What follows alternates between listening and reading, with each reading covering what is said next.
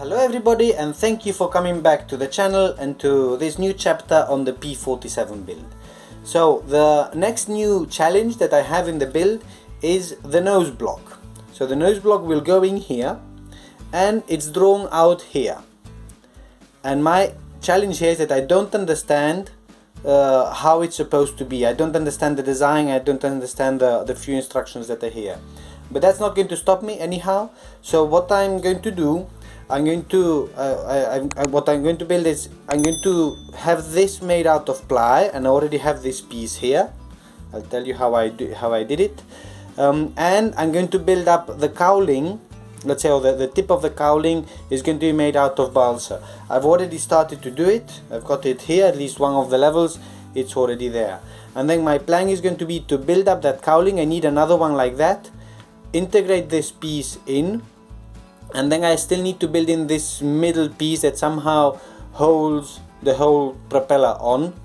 And I also need to build in something to plug it in here with. So this is what I don't see in this design, which is puzzling me.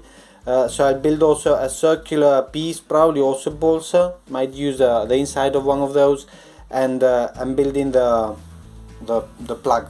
What I do want to do, I have tried it in the past and failed, is to have the propeller on an axle that I can adjust, especially down and to the right.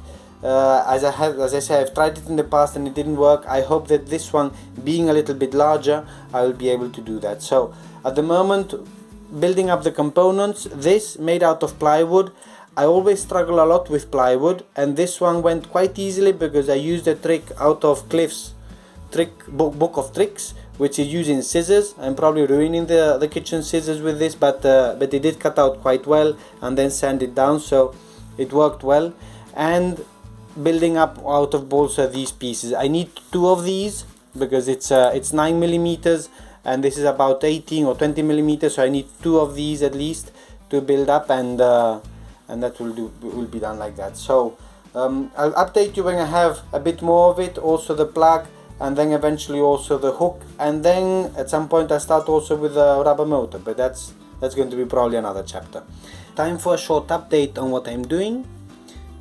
I'm gluing pieces together and cutting them as round as I can manually. This is the block that will slide into the fuselage at this level. Then this is the plywood on which this block will be stuck. And then on this block I need to make a hole so that I can put in the propeller shafting. Then on this plywood, this is going to be this small piece here that actually holds the propeller. I need to carve it still a bit smaller, but it's just now rough.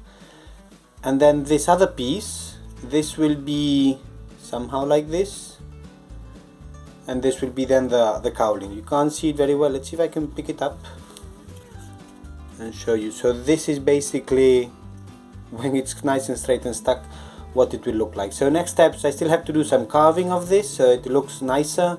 I need to carve also this into a cone shape or semi-cone shape, and I need to be gluing pieces together.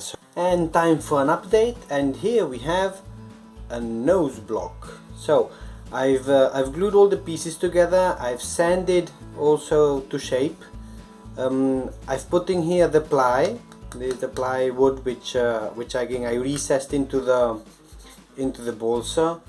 I've rounded down this block that goes then in here, and I've also created this section of a cone.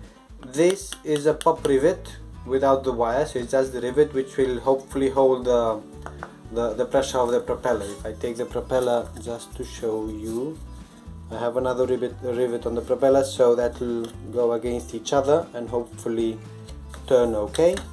It was not completely easy. I was trying to do everything I could to center when I was gluing on this spot, to center it, but then when I got to putting it on, it was not so centered, and I had to cut a little bit more here on this side, so it ended up being too loose because I wanted to have it as tight, squeaky tight as possible. So then I came up with a workaround, a partial solution, which is to put in like 3 very little screws in there. I think you can see them because they're black, and then also make 3 very tiny holes in here, and those I'm not sure if you can see. There's one here, there's one just on the edge there, and there's another one here. So I think going forward I'll probably make these holes a little bit bigger, that I can actually just put it on and off. But for the moment what I'm doing, and I'm not sure if I can do this on camera because it's tedious, I'll screw it on. Let's see if I screw on. I'm not sure if it's going in straight. I'm a bit afraid of that.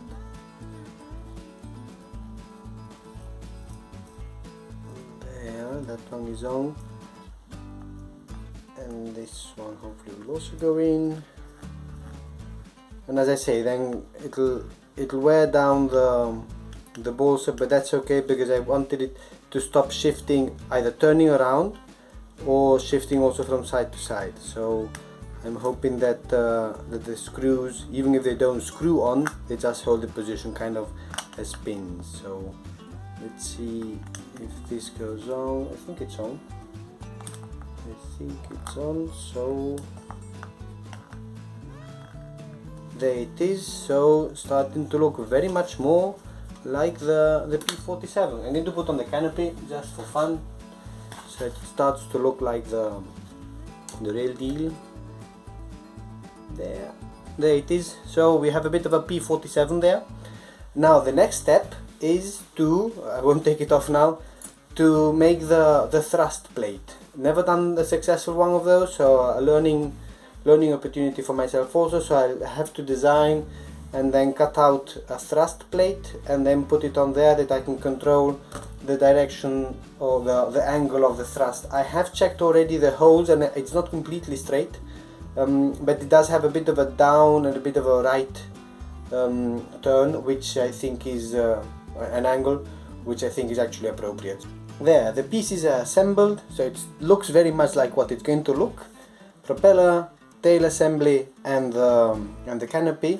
And the propeller is the bad one actually, but the other one that I'm still carving, it's too heavy. So I'll take it apart now, and let me tilt you down a little bit. So propeller, I put it aside, and I'll show you what I've been doing now. So first thing I've done, I've dug out a hole in the nose block, and I've cut out a piece of metal from a packet of chips, and I cut it actually with a normal cutter. I thought it would be difficult. I didn't want to use scissors because last time I did it actually bent and deformed the metal all too much, so I cut it with patience and with a sharp knife. And here's the design basically. As you see, I use my masking tape, of course, somehow I'm addicted to it. And what I'll be doing now, I want to put in a drop of super glue. I've already done the holes and driven also screws in there, but I'm going to put a drop of super glue so that it actually holds. So just let's do that maybe now, and I'll speed you up.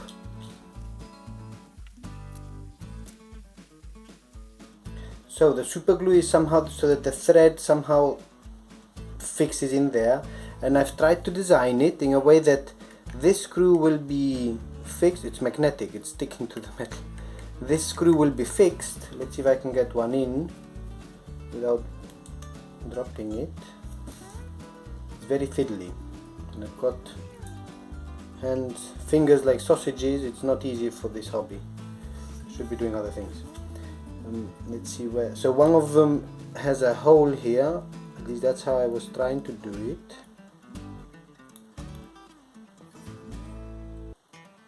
It could still slide up and down, but this is going to be very tight. I just wanted to be able to pivot on this hole. I think I'm not recording everything, I'm afraid. There. So now the idea is that this should be able to pivot, because then I'm going to use this wire as a makeshift prop shaft. Maybe I should have got. Maybe I can put it in this way. It might be easier. Maybe not. There, it's through. So then the idea is that then I can adjust the other screw, and this will turn like this a bit more, not much actually. But the point is that I want to be able to turn the whole shaft down and to the right, so that's at least the theory. Let's see how I can do it, and then I would put in this other screw in here, and then by loosening and tightening this screw, then it should allow it. I'm thinking now that the movement is actually a bit wrong, so they might need to do adjustments also to the cut in the thrust plate, I think this is called. As I was mentioning before, this is the second one that I do in my life. The first one I found by chance somewhere, got stuck to the... This is the first one I did it for the Spitfire, for the pink Spitfire, but it didn't work. It was too small, I don't know if it focuses, too small, too fiddly, so I didn't use it, and the Spitfire hasn't flown yet anyhow. And here we have it. So basically that is then the thrust plate with some movement. I might need to do some adjustments, and now here's then, this actually is now pointing up, so I need to probably push it up a little bit that it can then point down and to the right. That's where it needs to be typically. So in any case, I'll be doing those adjustments. Then this goes in here, and then put the tail assembly, then I put the lighter propeller, the one that didn't go well, in, and that's how it's probably going to spend the night, just so that when I get up in the morning and I come in and look at it and I say, ooh, there's a P47 without its tissue on the table. So in any case, thank you everybody for following along on this one. Challenging for me because I'm learning, which is good, and then the next challenge is the rubber motor, which I've never made a successful one, so again, another challenge there. Thank you everybody for watching, and see you next time.